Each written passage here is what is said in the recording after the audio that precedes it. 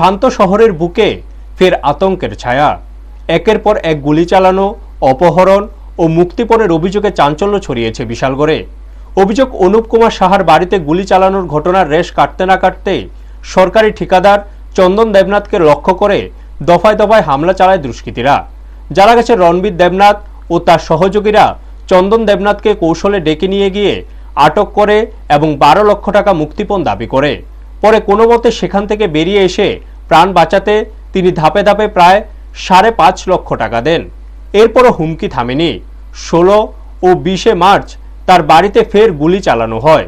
ওই সময় বাড়িতে না থাকলেও তার পরিবারের সদস্যরা আতঙ্কে ঘর ছেড়ে অন্যত্র আশ্রয় নিতে বাধ্য হয়।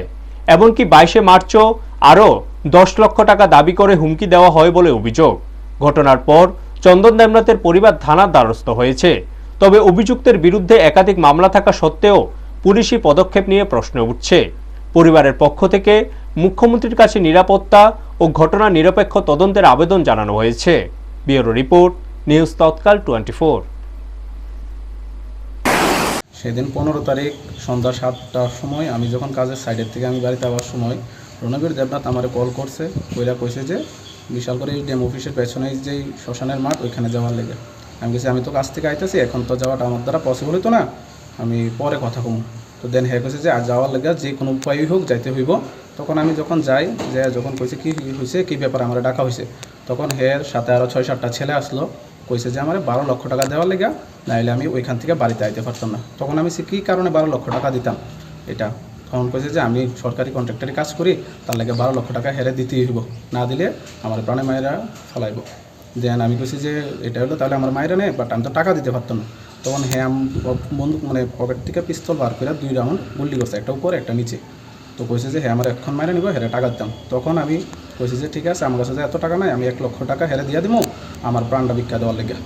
তখন আমি কইছি যে হ্যাঁ কইছে যে সঙ্গে সঙ্গে হইতো না, হেরে 12 লক্ষ টাকাই দিতে লাগবো। তখন আমার কইছে যে আর 2 লক্ষ টাকা দেবো। আমি তখন কইছি 2 লক্ষ টাকা আমি ব্যবস্থা, তুমি এর বেশি পারতাম না। তখন রাত 8:30 বাজে আছে গা। তখন হ্যাঁ আমার 1 ঘন্টার সময় হয়েছে, 1 ঘন্টার মধ্যে 2 লক্ষ টাকা দেওয়ার লেগে। তখন রাত্রেবেলা আমি বিভিন্ন জায়গার থেকে আমার আত্মীয় পরিজন যারা আছে সবাই থেকে 1.5 লক্ষ টাকা ব্যবস্থা করি।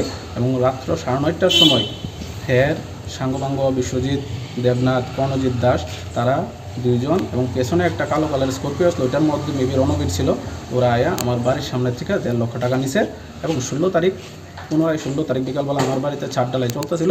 আমার বাড়ির সামনে যাইয়া 3 গাড়ি, একটা সাদা থার, একটা সাদা স্কর্পিও, একটা কালো স্কর্পিও নিয়ে গিয়া ওইখানে 2 রাউন্ড আবার ফায়ারিং করছে। তখন 4টা বাজে আমার বাড়িতে 40-50 জন লেবার আসলো, তারা খাওয়া দাওয়া করতে আসলো, আমার আত্মীয় পরিজনরা আসলো।